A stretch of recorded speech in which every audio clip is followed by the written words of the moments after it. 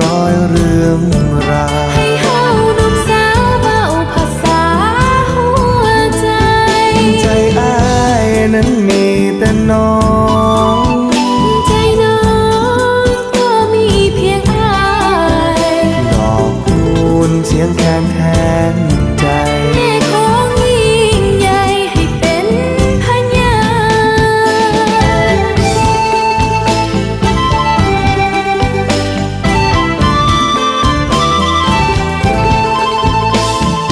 องค์พระธาตุพนมเราเคยเที่ยวชมไปกราบองค์ท่านให้สองเฮาหักสู่นิรันดร์สู่ประตูสวรรค์สู่ห้วงฝันดวงใจให้หักสองเฮามันคงแม่คงไหลลิ้นห้อยใจ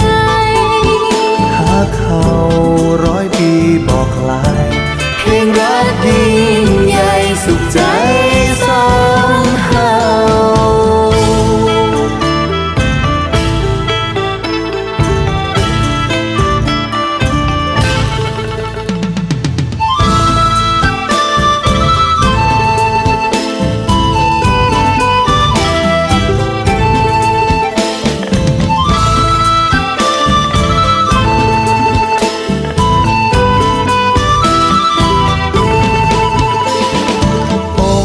พระธาตุพนมเราเคยเที่ยวชมไปกราบองค์ท่านให้สองเฮาหักสู่นิรันดร์สู่ประตูสวรรค์สู่ห้วงฝันดวงใจให้หักสองเฮามันคงแม่คงไหลลิ้นห้อยใจหักเขาร้อยปีบอกลายเพลงรักยิ่งใหญ่สุขใจสองเฮา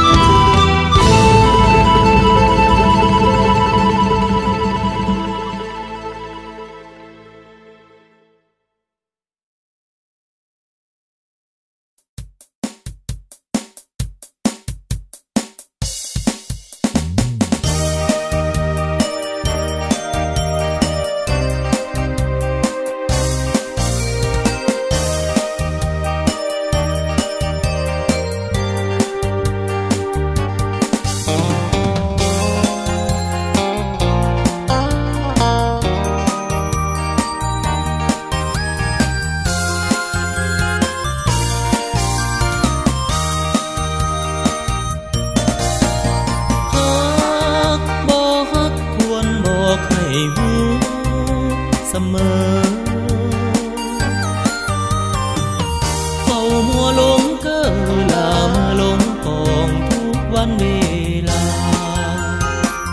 อย่าทำเสยเมยจงเผยวาจาเอ่ยฮักออกมาอย่าสาลังลอ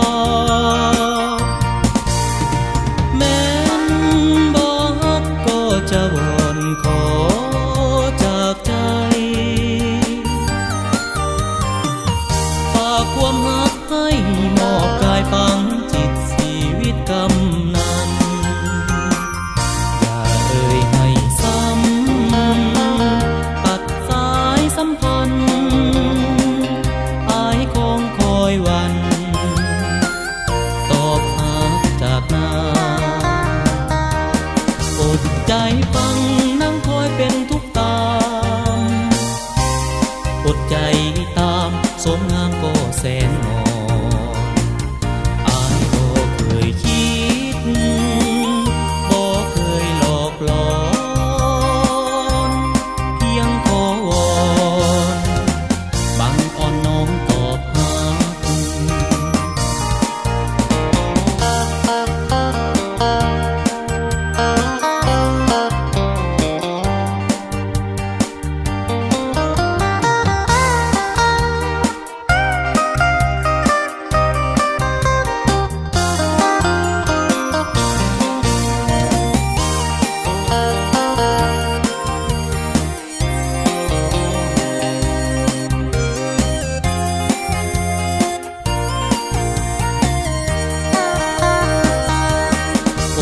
ใจฟังนั่งคอยเป็นทุกตามอดใจตามสมงามก็แสนงอนอายบ่เคยคิดบ่เคยหลอกหลอนเพียงขอวอนบังอ่อนน้อมตอบหาอดใจฟังนั่งคอยเป็นทุกตามอดใจ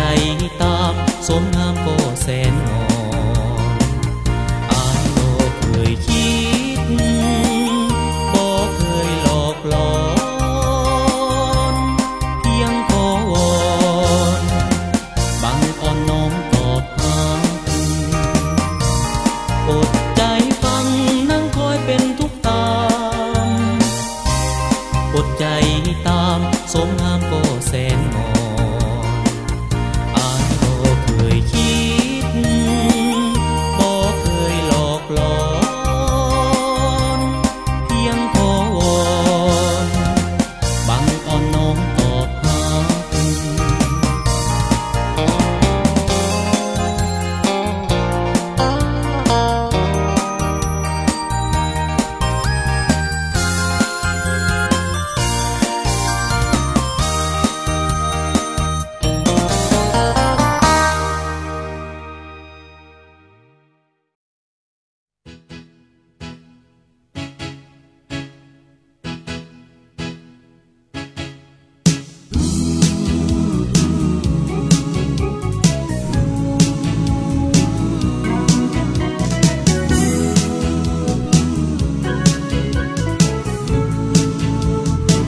อยากจะอยู่ใกล้น้องพอยันเนื้อทองมีไหมอยากอยู่ใกล้ดวงใจพอยันหักอายเหมือนมาอยากจะอยู่ใกล้น้องคงบ่เศร้ามองอ้างว้างอยากอยู่ใกล้นวลนางก็พอหักนางผู้เดียวหากน้องคนเดียวจะบ่แลเลี้ยว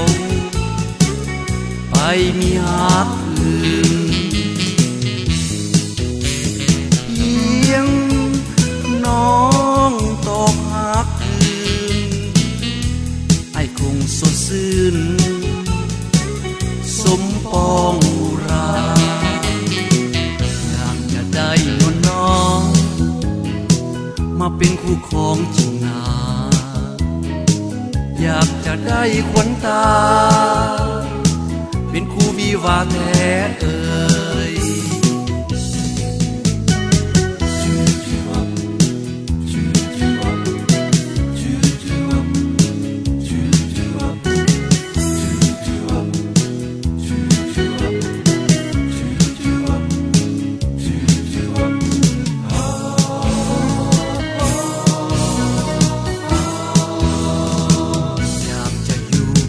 น้องพอยันเนื้อทองมีไหมอยากอยู่ใกล้ดวงใจพอยันหักอายเหมือนมาอยากจะอยู่ใกล้น้องคงบ่เศร้ามองอ้างว้างอยากอยู่ใกล้นวลนางก็พอหักนางผู้เดียวหากน้อ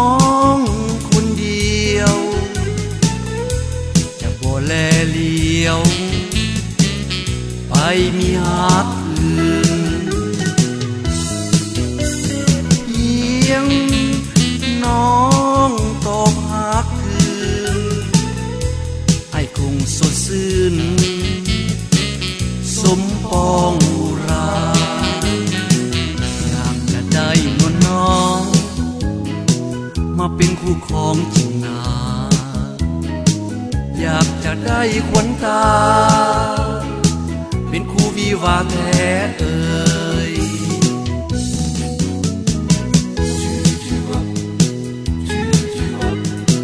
Choo choo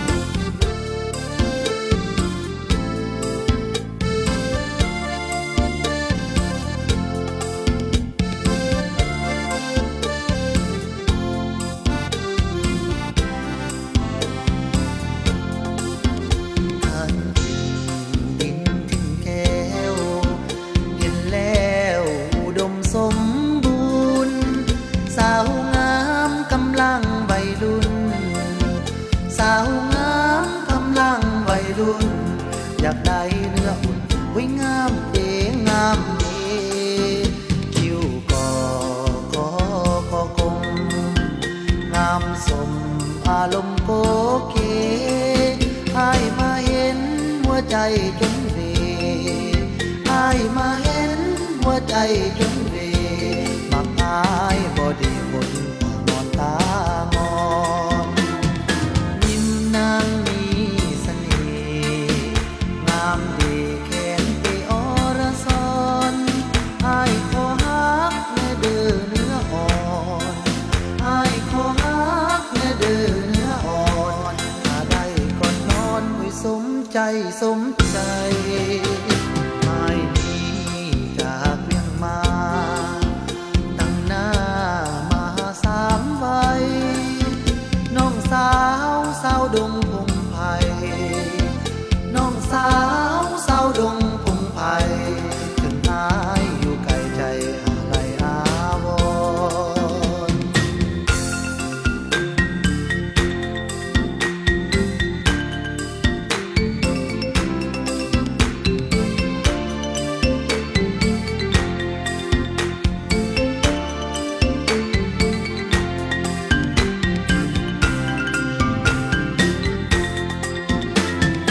ยิ้มนางมี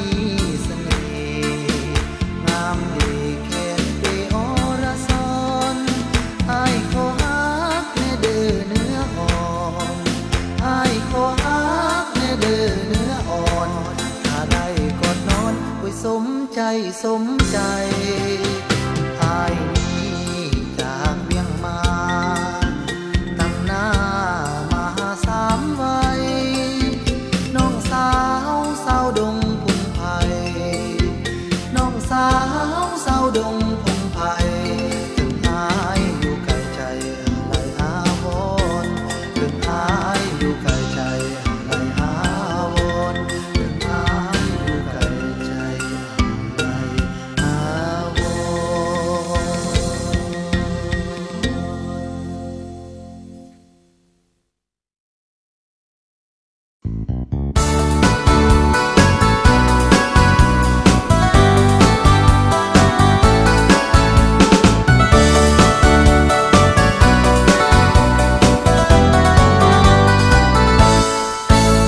เหตุใดเจ้าจึงหายหน้าหนีตาบ่มาพบกันไป